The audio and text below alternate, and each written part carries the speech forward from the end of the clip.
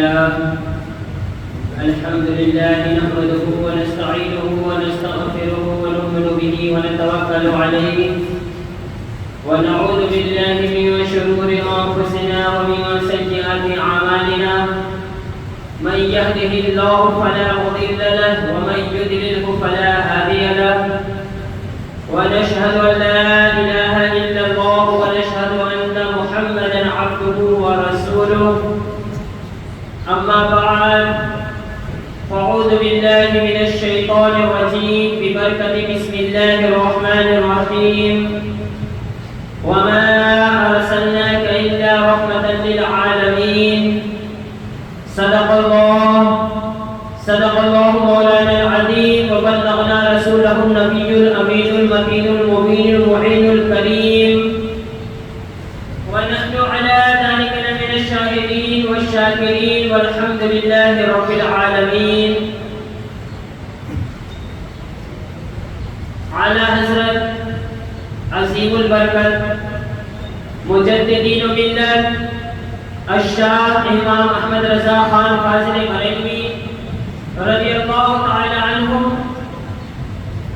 اپنے دیوان میں یوں عرض گزار ہوتے ہیں: کعبے کے بدر الدجا تم پہ کروڑوں درود،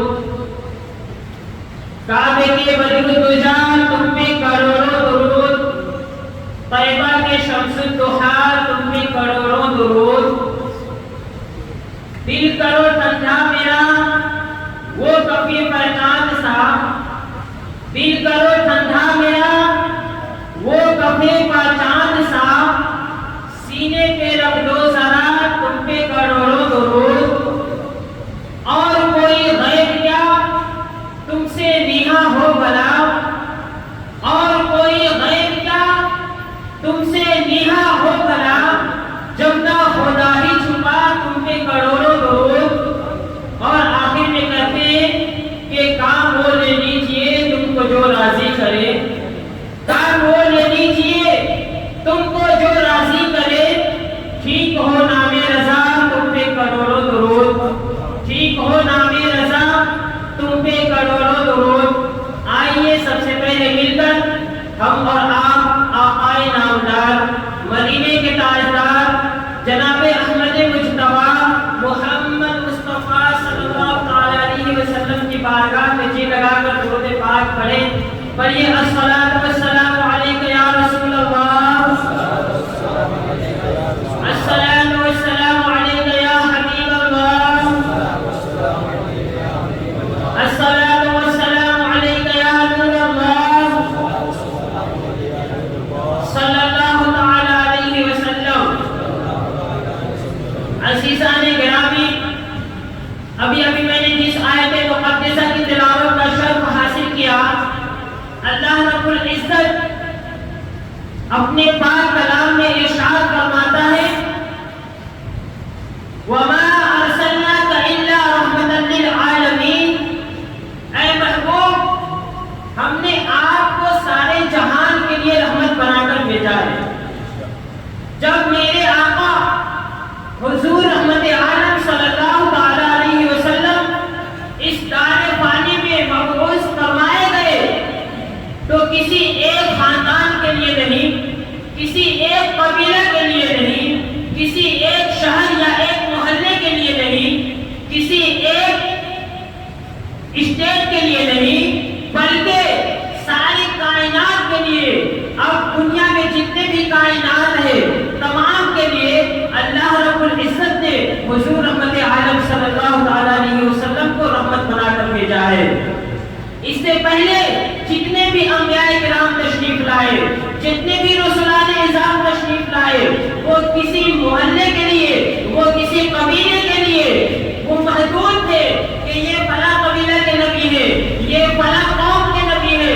لیکن قربان جائیے، آپ ہمارے اور آپ کے آقا جناب احمد مصطفیٰ محمد مصطفیٰ صلی اللہ تعالی علیہ وسلم پر کہ آپ کسی ایک گروہ کے لیے، کسی ایک قبیلے کے لیے نبی بنا کر نہیں بھیجے گئے، یہ ساری کائنات کے لیے نبی بنا کر بھیجے گئے. لیکن کچھ لوگ ایسے ہیں جن کی عقل ماری گئی ہے، ان کا عقل ان بالکل تھا۔ اس وقت کے جو کافر تھے انہیں بھی یہ یقین تھا کہ جو اللہ اور اس کے رسول ہوتے ہیں، جو اللہ کے نبی ہوتے ہیں، وہ علم غیب جانتے ہیں۔ تبھی تو ابو جہل نے یہ کہا تھا کہ اگر آپ نبی ہیں تو میری مٹھی میں کیا ہے آپ بتا دیجئے۔ تو اس وقت حضور رحمت عالم صلی اللہ علیہ وسلم نے ارشاد فرمایا کہ اے ابو جہل، تم میری زبان سے سننا چاہتے ہو یا تمہاری مٹھی میں کیا ہے اسی سے بلوا دو؟ تو ابو جہل نے کہا تھا کہ اگر وہ بولتے تو اور بہتر۔ حضور رحمت عالم صلی اللہ علیہ وسلم نے صرف اشارہ کیا تھا اور مٹھی میں کنکر نکلوا پڑا تھا۔ تو بتائیے اس وقت کے جو کافر تھے ان کو بھی یقین تھا کہ جو اللہ کا محبوب ہوتا ہے، جو اللہ کا رسول ہوتا ہے، وہ معجزات کے ساتھ تشریف لاتے ہیں، ان کے کچھ معجزات ہوتے ہیں۔ اور حضور رحمت عالم صلی اللہ علیہ وسلم نے یہ کر کے دکھایا، اور ایسے کئی سارے معجزات ہیں میرے آقا صلی اللہ علیہ وسلم کے۔ ایک مرتبہ جنگ بدر کا واقعہ ہے۔ جنگ بدر میں بہت سارے کفار پکڑے گئے تھے اور ان سے معاوضہ لینے کا یہ اطلاع ہوا تھا۔ حضور رحمت عالم صلی اللہ علیہ وسلم نے تمام صحابہ کرام کو بٹھایا اور بیٹھانے کے بعد مشورہ کیا کہ جو لوگ پکڑے گئے ہیں ان کے ساتھ کیا سلوک کیا جائے۔ تو کسی نے کہا تھا کہ ان کو قتل کر دیا جائے، کسی نے کہا تھا کہ انہیں رہا کر دی جائے۔ اس طرح کے سب لوگوں نے اپنا اپنا مشورہ پیش کیا تھا، لیکن حضور رحمت عالم صلی اللہ علیہ وسلم نے فرمایا کہ ان لوگوں کو فدیہ دے کر رہا کر دیا جائے گا۔ تو یہ فیصلہ ہوا کہ فدیہ دے کر کے اور سب کو رہا کی جائے۔ تمام لوگوں نے فدیہ جمع کیا۔ اس میں حضور صلی اللہ علیہ وسلم کے چچا حضرت عباس بھی تھے۔ جب ان کی باری آئی کہا گیا کہ چچا جان آپ بھی فدیہ دیجئے تاکہ آپ کو رہا کر دیا جائے۔ تو حضرت عباس نے کہا تھا کہ میرے پاس رقم نہیں ہے، میں غریب انسان ہوں، میں مجبور اور لاچار ہوں، میں کہاں سے فدیہ ادا کروں؟ میرے پاس فدیہ دینے کے لیے کوئی رقم نہیں ہے۔ جب حضرت عباس رضی اللہ تعالیٰ عنہ جب اس جنگ میں گئے تھے تو اس وقت جانے سے پہلے اپنے بیوی کو کچھ دینار دیے تھے اور کہا تھا کہ اگر میں انتقال کر جاؤں، اگر میں شہید ہو جاؤں تو یہ فلاں فلاں شخص کو جس کا بھی لین دین ہے اس کو دے دینا۔ یہ کوئی راز نہیں جانتا تھا، یہ راز صرف حضرت عباس اور ان کی جو زوجہ جو تھی وہ دونوں ہی جانتے تھے۔ جب حضور صلی اللہ علیہ وسلم کے پاس حضرت عباس آتے ہیں تو کہا جاتا ہے کہ فدیہ دیجئے، تو فدیہ دینے سے انکار کرتے ہیں۔ تو حضور صلی اللہ علیہ وسلم ارشاد فرماتے ہیں کہ چچا جان میں بتاؤں یا آپ دیں گے؟ تو حضرت عباس نے کہا تھا کہ آپ ہی بتائیے۔ تو حضور رحمت عالم صلی اللہ علیہ وسلم نے ارشاد فرمایا تھا کہ چچا جان جب آپ جنگ پہ جا رہے تھے تو اس وقت ایک دینار کی تھیلی تھی جو اپنے زوجہ کو دیا تھا، جو اپنے بیوی کو دیا تھا، وہ دینار کہا گیا۔ تو اس وقت حضرت عباس نے جب یہ معجزہ دیکھا، میرے آقا صلی اللہ علیہ وسلم کی معجزہ دیکھا، تو حضرت عباس نے کلمہ پڑھ کے اسلام میں داخل ہو گیا تھا۔ یہ میرے آقا صلی اللہ علیہ وسلم کا معجزہ نہیں تو کیا ہے؟ اسی طرح سے حضرت ابو ہریرہ رضی اللہ تعالیٰ عنہ یہ بہت مشہور صحابی ہے اور آپ سے بہت سارے احادیث مبارکہ منقول ہے۔ حضرت ابو ہریرہ رضی اللہ تعالیٰ عنہ بھوک سے نڈھال ہے، چل نہیں پا رہے ہیں، پیر میں ورم آ رہا ہے، پیر لڑکھڑا رہا ہے، بھوک سے آپ بیٹھ نہیں پا رہے، بول نہیں پا رہے ہیں۔ آپ راستہ میں نکلتے ہیں کہ شاید مجھے کہیں کھانے کے لیے مل جائے، اور جب مسجد نبوی کے پاس تشریف لے گئے تو مسجد کے اندر سے حضرت ابو بکر صدیق رضی اللہ تعالیٰ عنہ نکلتے ہیں اور نکلنے کے بعد سلام کرتے ہیں انہیں حضرت ابو ہریرہ رضی اللہ تعالیٰ عنہ، اور سوچتے ہیں کہ شاید حضرت ابو بکر صدیق سے ملاقات ہو گئی ہے، یہ کچھ کھانے کے لیے دے یا اپنے گھر لے جائے، لیکن سلام کا جواب دیا اور کھانے کے لیے نہیں پوچھے اور آگے نکل گئے۔ اتنے میں حضرت عمر رضی اللہ تعالیٰ عنہ نکلتے ہیں۔ دل میں یہ وسوسہ آتا ہے کہ ہو سکتا ہے اب عمر پوچھیں گے کھانے کے لیے، لیکن سلام کرتے ہیں اور سلام کرنے کے بعد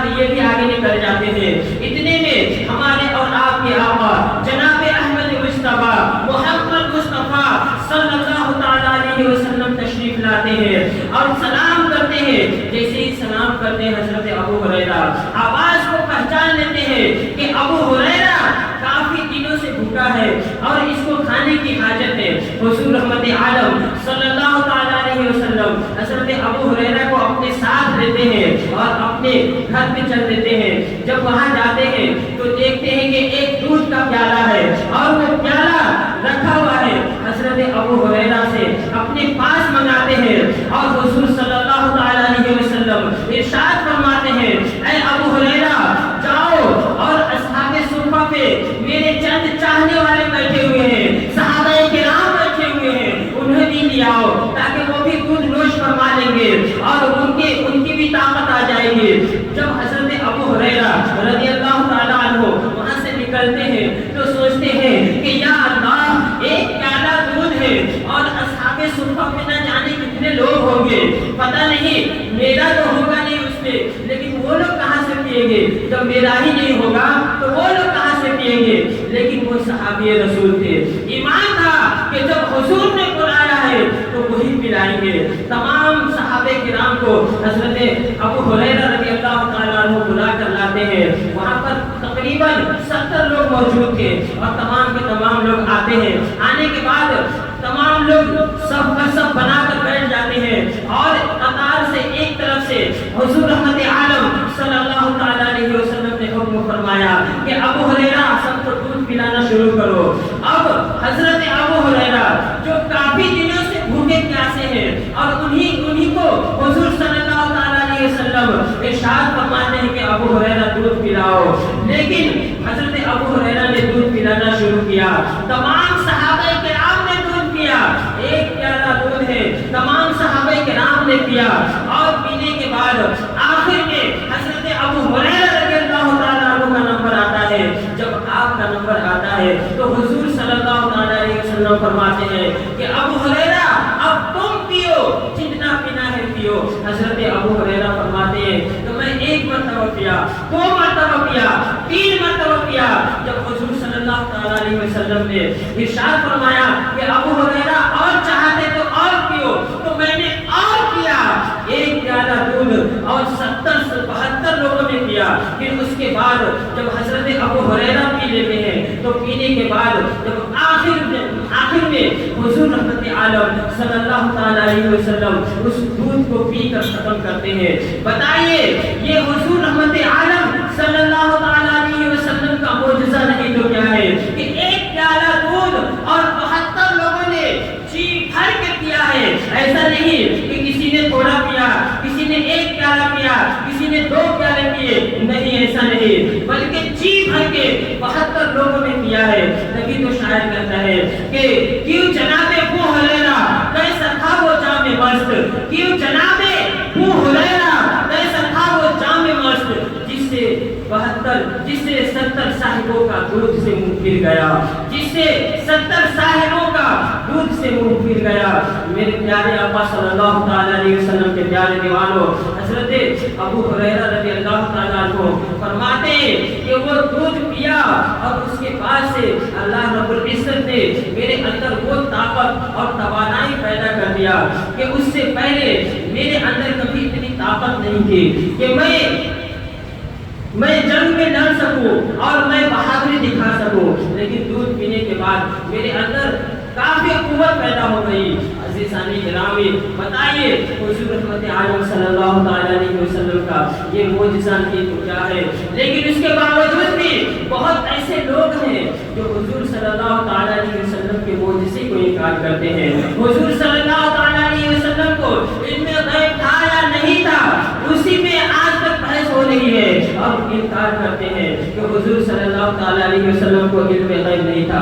معاذ اللہ، اللہ رب العزت کا علم ذاتی ہے اور حضور رحمت عالم صلی اللہ تعالی علیہ وسلم کو اللہ تبارک و تعالی کے بتائے ہوئے سے حضور رحمت عالم صلی اللہ تعالی علیہ وسلم دنیا کی ساری چیز جانتے ہیں اور قیامت تک جو چیز ہونے والی ہے وہ سب بھی جانتے ہیں۔ حضور رحمت عالم صلی اللہ تعالی علیہ وسلم معجزے کی بات چل رہی تھی، آئیے میں بتاؤں معجزہ۔ حضور رحمت عالم صلی اللہ تعالی علیہ وسلم جب مکہ میں اسلام پھیلا رہے تھے اور ہجوم کے ہجوم صحابہ کرام اسلام قبول کر کے مسلمان ہو رہے تھے، اسلام میں لوگ داخل ہو رہے تھے، ابو جہل کو جب یہ پتا چلا کہ بہت سارے لوگ ہمارے دین کو چھوڑ کر اور مسلمان ہو رہے ہیں، اسلام میں شامل ہو گئے ہیں، تو ابو جہل نے ایک خط لکھی حبیب یمنی کو، حبیب یمنی جو یمن میں رہا کرتا تھا اس کو خط لکھی۔ وہ بہت ہی با اثر وسوخ انسان تھا، اس کی بات سب لوگ مانتے تھے، بڑے سے بڑے لوگ بھی اس کی بات مانتے تھے اور چھوٹے سے چھوٹے لوگ بھی اس کی بات مانا کرتے تھے۔ اس لیے ابو جہل نے کہا کہ اب مکہ میں کسی کو نہ کہا جائے بلکہ حبیب یمنی کو خط لکھا جائے اور حبیب یمنی آئیں گے اور انہیں سمجھائیں گے۔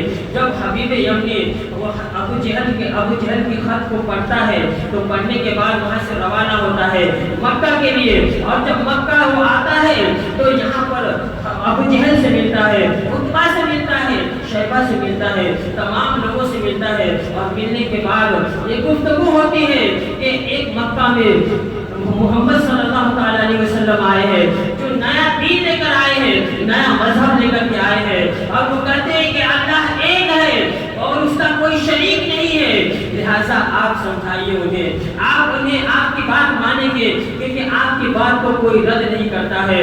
تو ابو جہل کی بات سننے کے بعد حبیب یمنی نے کہا کہ تمہاری بات تو میں نے سن لیا، اب ذرا ان کی بھی بات سنو کہ وہ کیا کہتے ہیں۔ جب وہاں سے چلتے ہیں حضور صلی اللہ تعالی علیہ وسلم کے مبارک مقام پہ جب پہنچتے ہیں تو پہنچنے کے بعد یہ اس میں جرأت نہیں ہوتی ہے کہ میں آواز دوں تو کس طرح سے دوں، میں ان کو بلاؤں تو کیسے بلاؤں۔ وہاں جانے کے بعد حبیب یمنی کی زبان کانپنے لگتی ہے، حبیب یمنی کا وجود کانپنے لگتا ہے۔ حضور صلی اللہ تعالی علیہ وسلم کو دیکھنے کے بعد پھر بھی ہمت کرنے کے بعد حضور صلی اللہ تعالی علیہ وسلم کو باہر بلایا گیا، اور بلانے کے بعد حضور صلی اللہ تعالی علیہ وسلم کو جیسے ہی دیکھتا ہے اس کے پسینے چھوٹنے لگا کہ میں سوال کروں تو کیسے کروں، میں پوچھوں تو کیا پوچھوں۔ وہ جو سوال لے کر کے آیا تھا وہ بھی بھول گیا، اور آخر میں جب اس نے بہت کوشش کی اور جرأت کی، زبان لڑکھڑانے لگی، لڑکھڑاتے پوچھتا ہے کہ یا رسول اللہ صلی اللہ تعالی علیہ وسلم، میں نے سنا ہے کہ آپ اللہ کے رسول ہیں اور اللہ ایک ہے، اس طرح کے اعلان کرتے ہیں۔ میرے آقا صلی اللہ تعالی علیہ وسلم فرماتے ہیں کہ اے حبیب یمنی، اگر تو سنا ہے تو یہ حقیقت ہے کہ اللہ کے سوا کوئی معبود نہیں ہے، اور میں محمد صلی اللہ تعالی علیہ وسلم اللہ کا رسول بنا کر بھیجا گیا ہوں۔ اگر تم لوگ خیر چاہتے ہو تم اسلام قبول کر کے مسلمان ہو جاؤ۔ جب حبیب یمنی نے کہا یہ بات سنا تو کہتا ہے کہ میرے چند سوال ہیں، اگر آپ اس کا جواب دے دیں گے تو میں مان لوں گا کہ آپ واقعی اللہ کے رسول ہیں۔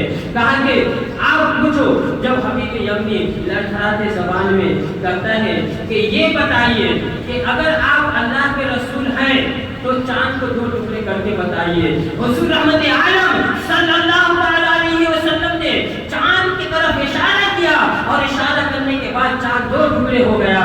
پھر حضور صلی اللہ تعالی علیہ وسلم نے دوسری مرتبہ اشارہ کیا، اور اشارہ کرنے کے بعد چاند مل گیا۔ جب اس معجزہ کو حبیب یمنی نے دیکھا تو ہکا بکا رہ گیا کہ چاند کہاں آسمان میں، اور اشارے پر جب 2 ٹکڑا ہو سکتا ہے تو کیا یہ اللہ کے نبی نہیں ہے؟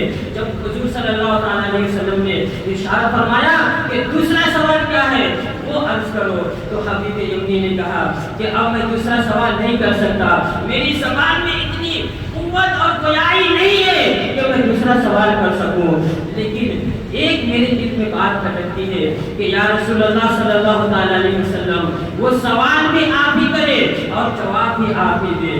تو حضور رحمت عالم صلی اللہ تعالی علیہ وسلم نے حبیب یمنی سے کہا تھا کہ اے حبیب یمنی، تیرے دل میں جو بات ہے اس بات کو میں بیان کرنے جا رہا ہوں۔ کیا تیرے دل میں یہ بات نہیں ہے کہ میرے گھر میں میری لڑکی ہے جو آنکھ سے اندھی ہے، جو زبان سے گونگی ہے، جو ہاتھ سے لولی ہے، جو پیر سے لاغر ہے، چل نہیں سکتی، دیکھ نہیں سکتی، بول نہیں سکتی، پکڑ نہیں سکتی، چاہتا ہے نا کہ میری لڑکی صحیح ہو جائے تو جا اور تیرے گھر میں تیری لڑکی صحیح ہو گئی۔ جیسے یہ بات سنتا ہے حبیب یمنی کلمہ پڑھتا ہے لا الہ الا اللہ محمد رسول اللہ صلی اللہ تعالی علیہ وسلم اور داخل اسلام ہو جاتے ہیں۔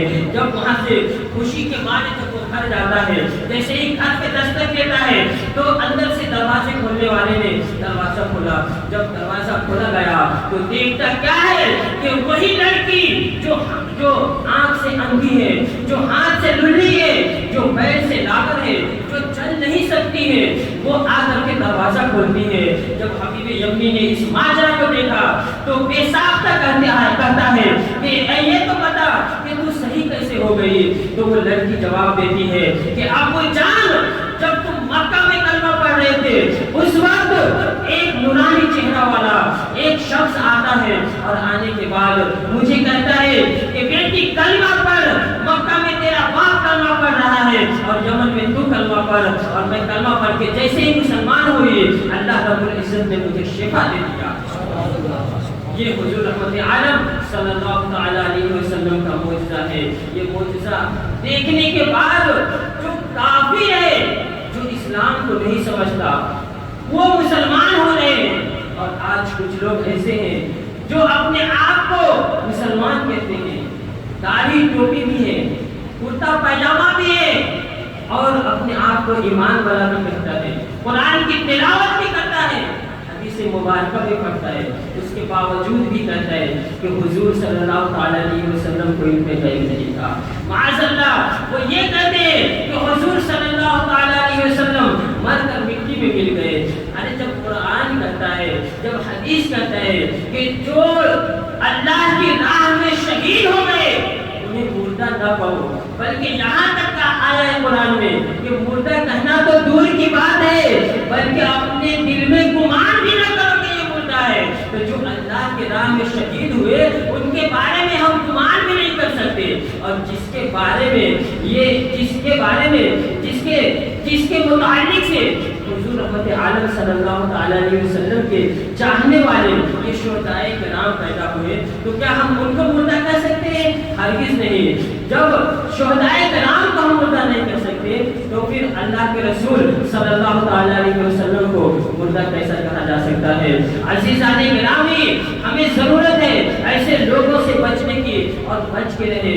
اگر آپ اپنے ایمان کی حفاظت چاہتے ہیں، اور ایمان یہ ایک ایسی دولت ہے جو انسان کو بار بار میسر نہیں ہوتا، اگر ایک بار ایمان چلا گیا تو سمجھیے کہ آپ کی دنیا میں کچھ نہیں بچا، اور دنیا ہی میں نہیں بلکہ آخرت میں بھی کچھ نہیں بچا۔ تو اس لیے ایمان یہ جو ہے سب سے بڑی قیمتی دولت ہے، اسے سنبھالنا، ایمان کو سنبھالنا۔ اگر آپ کے زیور چلے جائے، اگر آپ کے روپیے اور پیسے چلے جائے، اگر آپ کی گاڑیاں چلی جائیں تو یہ آ سکتے ہیں، لیکن ایمان جب چلا جائے تو واپس نہیں آ سکتا۔ اسی لیے ایمان کی حفاظت کریں اور ان سب خرافات سے بچیں جس کو اہل حدیث اور وہابی دیوبندی پھیلانے کی کوشش کرتے ہیں۔ عزیزان گرامی، اللہ رب العزت کی بارگاہ میں دعا ہے کہ اللہ رب العزت ہمیں بولنے اور آپ سب کے سننے میں کسی بھی طرح کی غلطی گستاخی بھی ابھی ہوئی ہو تو اپنے فضل و کرم سے معاف فرمائے اور ہم سب کو پکا سنی ایمان والا سنی بنائے۔ آمین۔ وآخر دعوانا الحمدللہ رب العالمین۔ السلام علیکم ورحمۃ اللہ وبرکاتہ۔ وعلیکم السلام۔